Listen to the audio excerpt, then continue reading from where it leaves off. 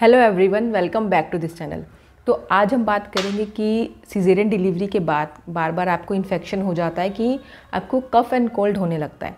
क्योंकि ये जो एक कमेंट है मेरे पास बहुत ज़्यादा आ रहा था कि सिजेरियन डिलीवरी हुई है लेकिन उसके बाद हमारी खांसी ठीक नहीं हो रही है। तो इस वीडियो में आज हम डिटेल में बात करेंगे और अगर वीडियो पसंद आए तो इसे लाइक कीजिएगा और इस चैनल को अभी तक सब्सक्राइब नहीं किया है तो प्लीज़ इस चैनल को सब्सक्राइब ज़रूर करिएगा।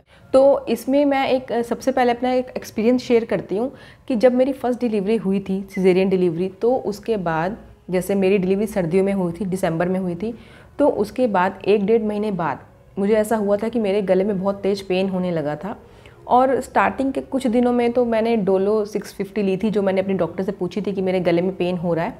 तो उन्होंने बोला था कि डोलो 650 आप ले सकते हो, दिन में 2 टैबलेट आप ले सकते हो 5 दिन तक। तो वो मैंने आई गेस 3 दिन तक मैंने वो ली थी। उसके बाद मेरा पेन ठीक हो गया था, लेकिन उसके बाद फिर से 2-4 दिन बाद फिर से मेरे गले में पेन होने लगा था। इतना सीवियर पेन होने लगा था कि अगर मैं मुंह भी खोलती थी ना तो मेरे गले में पेन होता था, कुछ भी खाने में पीने में बहुत ज़्यादा दर्द करता था। उस टाइम पे मैंने जो भी कफ सिरप वगैरह जो मुझे डॉक्टर ने बताए थे वो सब ले लिए थे, ड्राई कफ के, वेट कफ के, सब ले लिए थे, लेकिन कोई फ़र्क नहीं पड़ रहा था। तो एक दिन ऐसे जो पेन किलर हम जो क्रोसिन लेते हैं वो मैंने ले ली थी रात में सोने से पहले, क्योंकि बहुत सीवियर पेन था मेरे गले में और उससे ना रिलीफ मिल गया था। तो फिर अब ये होता ना, जब उस टाइम पे बच्चा छोटा था, 1-1.5 महीने का है, उतना मतलब घर से बाहर निकलना आप थोड़ा अवॉइड करते हो। तो क्रोसिन से मुझे जो थोड़ा रिलीफ हुआ, तो मुझे याद है कि काफ़ी दिन तक मैंने वो क्रोसिन ली थी, यानी कि जो एक पत्ता जो आता है क्रोसिन का, उसमें शायद 15 टैबलेट्स होती हैं और वो मैंने पूरी ले ली थी, मतलब एक दिन में एक, रात को सोने से पहले मैं लेती थी। और उससे रिलीफ मिल जाता था कि इतना कि रात में आराम से सो जाती थी मैं, कि रात भर पेन नहीं रहता था। क्योंकि रात में अगर आपकी तबीयत ठीक नहीं है और बच्चा बार बार जगता है, उसको आपको फीड करवाना है बार बार उठ के, तो मुश्किल हो जाता है मैनेज करना। तो इसलिए वो डेली रात को एक मैं टैबलेट लेके सोती थी। और उसके बाद ये हुआ था कि वो तो ठीक हो गया था इन्फेक्शन। फिर उसके बाद मुझे ध्यान है कि मेरा एक वैक्सीन था 3 महीने पे, कि मैं डॉक्टर के पास गई थी अपनी, जिन्होंने डिलीवरी की थी, तो उनको मैंने ये फिर बताया था कि ऐसा ऐसा हुआ था और मैंने ये सब मेडिसिन ली थी। तो एक्चुअल में उन्होंने मुझे डांटा था कि इतनी सारी दवाइयाँ नहीं लेनी चाहिए थी, कि बच्चा छोटा है, वो फीड कर रहा है, भले ही वो दवाइयाँ आपने डॉक्टर से पूछ के ली हैं। क्योंकि मैंने उस टाइम पे पीडियाट्रिशियन से भी पूछा था, तो उन्होंने जो कुछ कफ सिरप जो थे उन्होंने मुझे लेने से मना किया था कि ज़्यादा कफ सिरप से, अगर बेबी ब्रेस्ट फीड लेता है उस टाइम पे, जैसे 6 महीने तक बच्चा कम्प्लीटली ब्रेस्ट फीड पे रहता है, तो उस टाइम पे बेबी को सिडक्शन हो सकता है, यानी कि बेहोशी हो सकती है अगर मदर ज़्यादा कफ सिरप लेती है, या जो स्ट्रॉन्ग कफ सिरप आते हैं वो अगर मदर लेती है। तो बच्चा क्योंकि दिन भर दूध पी रहा है, तो जितनी भी आप जो मेडिसिन ले रहे हो वो दूध के थ्रू बच्चे के अंदर जा रही हैं, बच्चे को बेहोशी हो सकती है कि बच्चा ज़्यादा टाइम तक सोता रहे। तो डॉक्टर ने बोला कि भले ही आपने पूछ के ली हैं, लेकिन फिर भी आपको 1 महीना आप दवाइयाँ ले रहे हो बैठ के, आपको ये आगे दिखाना चाहिए था कि हो सकता था कोई और प्रॉब्लम होती, कोई और इन्फेक्शन होता, या जो आप दवाइयाँ ले रहे हो भले ही वो सेफ़ है लेकिन कहीं ना कहीं बच्चे को नुकसान करती हैं। तो तब क्या हुआ था कि उसके बाद यानी कि 2 साल तक ये था कि अगर मैं कुछ भी ठंडा खाती हूँ या खट्टा खाती हूँ, मतलब जैसे ही मेरे गले पे ठंडा लगेगा या खट्टा लगेगा तो मेरे गले में पेन होने लगता था। और उसके साथ जैसे जब आपको थ्रोट इन्फेक्शन होता है ना, तो अंदर से कभी कभी कान में भी पेन होता है, तो मुझे वो होने लगता था कि मेरे इस साइड वाले कान में पेन होने लगता था अंदर की तरफ, और गले में पेन होने लगता था। और ये 2 साल तक ऐसा हुआ है कि 2 साल तक मैंने ठंडा पानी बिल्कुल ही छोड़ दिया था। यानी कि गर्मियों में भी मैं या तो नॉर्मल ही पानी पीती थी, या उस टाइम पे भी मैं थोड़ा पानी गुनगुना करके पीती थी, कि ठंडा पानी, कोई भी ठंडी चीज़ तो एकदम बंद ही कर दी थी मैंने। और कभी गलती से अगर दही भी खा लूँ मैं, कि शाम के बाद अगर मैंने 1 चम्मच भी अगर दही खा लिया तो मेरे गले में 1-2 घंटे के अंदर अंदर पेन स्टार्ट हो जाता था। अब पता नहीं एलर्जिक था, इम्यूनिटी वीक हो गई थी, उस टाइम पे ये सब नहीं समझ में आया था। उस टाइम पे लगता था यार ये क्या है, क्या हो गया, या तो सी सेक्शन का कोई साइड इफ़ेक्ट है। तो फिर उसके बाद मैंने एक बार डॉक्टर से, मैं एक बार अपने मायके गई थी, तो वहाँ पे मेरे बहुत ज़्यादा फिर से पेन होने लगा था। तो वहाँ मैंने एक डॉक्टर को कंसल्ट किया था, तो उन्होंने मुझे कुछ एंटीबायोटिक्स दी थी, तो वो मेरा कुछ ठीक हो गया था।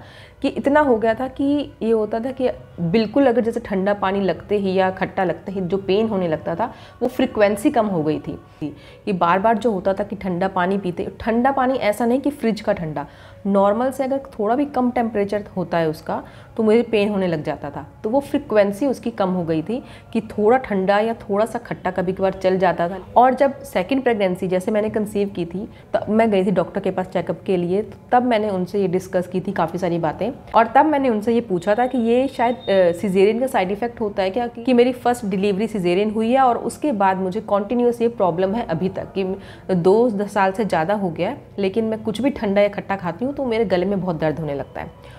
तो उन्होंने मुझे बताया कि ऐसा कुछ नहीं है कि ये सिजेरियन का साइड इफ़ेक्ट है, ये आपकी इम्यूनिटी है, कि आपकी सिजेरियन के बाद जो भी आप डाइट लेते हो, जो भी रिकवरी होती है, कि आप क्या करते हो कि बच्चे के साथ ही लग जाते हो, कि बच्चे पे आपका पूरा ध्यान रहता है, अपनी सेहत पे आप ध्यान नहीं देते हो, तो आपकी इम्यूनिटी वीक हो गई है, तो इसलिए आपको कोई एलर्जी हो जाती है, कोई भी इन्फेक्शन आपको जल्दी जल्दी पकड़ता है। तो आप अपनी इम्यूनिटी पे काम करो। ऐसा नहीं है कि सिजेरियन हुआ है तो हमेशा सारी ज़िंदगी आपको खांसी जुकाम ही रहेगा। तो प्रेगनेंसी में उस टाइम पे होता है ना कि आप अपनी डाइट सही कर लेते हो, खाना पीना अच्छा कर लेते हो, और साथ में जो सप्लीमेंट्स चलते हैं प्रेगनेंसी में, तो उससे फिर मुझे धीरे धीरे फ़र्क पड़ गया था। तो उसके बाद, और दूसरा ये भी होता है कि जैसे मैंने कंसीव किया था, तो मैंने जो मेरे फर्स्ट बेबी को, यानी कि बड़े बेटे को जो मैं फीड करवाती थी, तो वो भी मैंने छुड़वा दिया था उसको, कि जब आप फीड करवाते हो ना, तो आपकी बॉडी के बहुत न्यूट्रिशन दूध के थ्रू बच्चे के जाते हैं, तो वो कहीं ना कहीं आपको फिर वीकनेस तो होती है। तो जब मैंने इसको फीड भी बंद करवा दिया था, और प्रेगनेंसी सप्लीमेंट्स जो भी चलते हैं, और प्रेगनेंसी में आप अपनी डाइट भी अच्छी कर लेते हो, सेहत पे ध्यान देते हो, तो फिर वो इन्फेक्शन जो था मेरा, जो बार बार होता था, वो कम हो गया था। इन्फेक्शन था या एलर्जिक था शायद, कि कुछ भी ठंडा खट्टा लगता था तो होने लगता था, तो वो फिर वो चला गया था, तो वो अब नहीं होता है। तो मतलब कि आप ये मानो कि फर्स्ट सिजेरियन के बाद से 2.5 साल तक मुझे कॉन्टीन्यूस ऐसे होता था कि मैं कुछ भी ठंडा या खट्टा मेरे गले में लगता ही था, तो बस मेरे गले में पेन स्टार्ट हो जाता था और खांसी स्टार्ट हो जाती थी। और फिर उसको क्योर करने के लिए तो दवाइयाँ लेनी है, या जो कुछ भी होम रेमेडीज़ करनी है, तो ये मेरी स्टार्ट हो जाती थी। तो अब ये मैं इसलिए यहाँ डिस्कस कर रही हूँ कि मेरे पास जो कमेंट्स आ रहे हैं कि सिजेरियन के बाद 1 महीना हो गया, 2 महीना हो गया है, या 3 महीने हो गए, कि लगातार खांसी जा नहीं रही है, तो बेसिकली हमें काम करना है अपनी इम्यूनिटी पर। ऐसा नहीं है कि हाँ डिलीवरी हुई है तो आपको खांसी ही रहेगी हमेशा, तो आपको अपनी इम्यूनिटी पे स्ट्रॉन्ग करनी है, उस पर काम करना है। तो अब जो होम रेमेडीज़ हैं इसकी, कि अब खांसी आ रही है, इम्यूनिटी पे तो काम करेंगे, वो धीरे धीरे वर्क होगा, लेकिन अभी जो खांसी आ रही है उसको कैसे ट्रीट करना है। सबसे पहले तो अगर आपको सिजेरियन को ज़्यादा टाइम नहीं हुआ है, टांकों में दर्द है, टांके सूखे नहीं हैं, तब आपको खांसते टाइम आपको एक पेट को होल्ड करना है कि उस पर ज़्यादा झटका ना आए। और दूसरा, होम रेमेडीज़ आप क्या कर सकते हो। हाँ, एक और चीज़ जो मैं बताऊं कि जो मेरी जो सेकंड प्रेगनेंसी में जैसे मैंने कंसीव किया था ना, उस टाइम पे भी मुझे सीवियर कोल्ड था उस टाइम पे भी। तो उस टाइम पे डॉक्टर ने मुझे कहा था आप कोई मेडिसिन तो ले नहीं सकते हो, आप ज़्यादा से ज़्यादा बस डोलो ले सकते हो, और उसके साथ आपको बीटाडिन गार्गल यूज़ करना है डेली, दिन में 2 बार आपको गार्गल करने हैं। तो उससे फ़र्क पड़ा था, और उसके बाद वो धीरे धीरे जो भी एलर्जी मुझे होती थी, जो भी इन्फेक्शन था, वो चला गया था। तो आप क्या करो कि बीटाडाइन गार्गल आता है, आपको किसी भी केमिस्ट शॉप पे मिल जाएगा, अब वो लो, आपको डेली उससे दिन में 2 बार आपको गार्गल करने हैं गुनगुने पानी में। उसके ऊपर लिखा होता है आपको कैसे यूज़ करना है। वो ये गार्गल प्रेगनेंसी में, डिलीवरी के बाद बिल्कुल सेफ़ है, क्योंकि हमारे अंदर नहीं जा रही है वो मेडिसिन। तो उससे गार्गल करोगे तो आपको बहुत ज़्यादा उससे फ़र्क पड़ेगा, क्योंकि जो मेरा जो एलर्जी थी वो उसी से ही कम्प्लीटली ठीक हुई है। और दूसरा, आप ये करो कि हल्दी वाला पानी, रात को सोने से पहले हल्दी वाले पानी से आप गरारे करो, उससे भी बहुत रिलीफ मिलेगा। और आप अदरक का रस आधा चम्मच या 1/4 अदरक को ग्रेट करके उसको निचोड़ के उसका रस निकाल लो, उसमें 1 चम्मच शहद और ज़रा सी काली मिर्च पाउडर कुटी हुई है आपके पास, तो काली मिर्च पाउडर मिक्स करके आपको रात को सोने से पहले उसको 1 चम्मच लेना है। उससे क्या होगा कि रात में जो बार बार खांसी आती है वो नहीं होगी। और आप दिन में भी ले सकते हो अगर आपको बहुत ज़्यादा खांसी आ रही है तो। और गार्गल करना है और गुनगुना पानी पीना है, और काढ़ा भी आप पी सकते हो। काढ़ा भी सेफ़ होता है अगर आप बच्चे को फीड करवाते हो तब भी।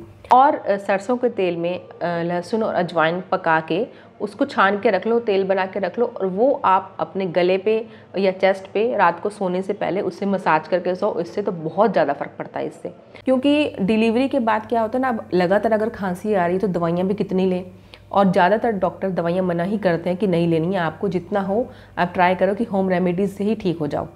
और कुछ चीज़ें आप नोटिस करो कि किस वजह से ऐसा हो रहा है। अगर आपके घर में किसी को इन्फेक्शन रहता है, कोल्ड एंड कफ, तो उससे डिस्टेंस बना के रखो।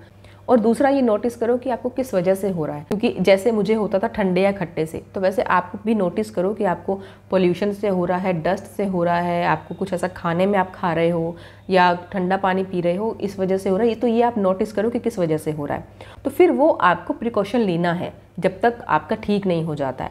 और अपनी इम्यूनिटी पे काम करना है। आपको अपनी डाइट में आप अच्छा खाना खाओ कि अपनी इम्यूनिटी स्ट्रॉन्ग करो। ड्राई फ्रूट आप खाओ, उससे भी बहुत फ़ायदा पड़ता है। काढ़े से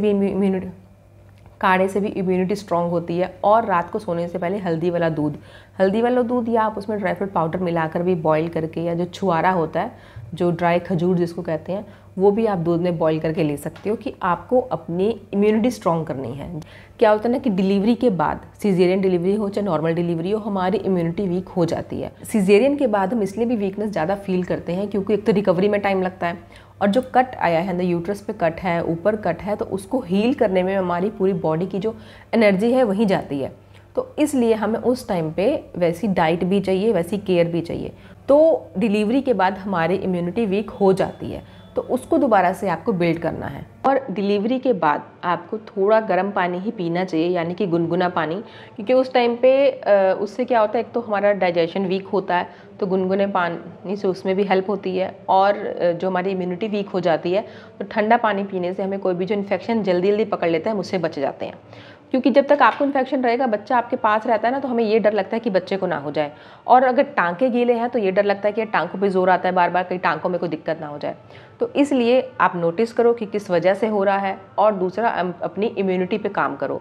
और उसके लिए जो भी पॉइंट्स हो सकते थे वो हमने सब डिस्कस कर लिए हैं। इसके अलावा बाकी घर में ना सब लोग, अगर आप अपने घर में बड़े लोगों से पूछोगे तो ये खांसी जुकाम की होम रेमेडीज़ घर के बड़े बुजुर्गों को पता होती है, तो वही आप ट्राई करो, क्योंकि मेडिसिन पे आप इतना डिपेंड नहीं रह सकते जब तक आप बच्चे को फीड करवा रहे हो।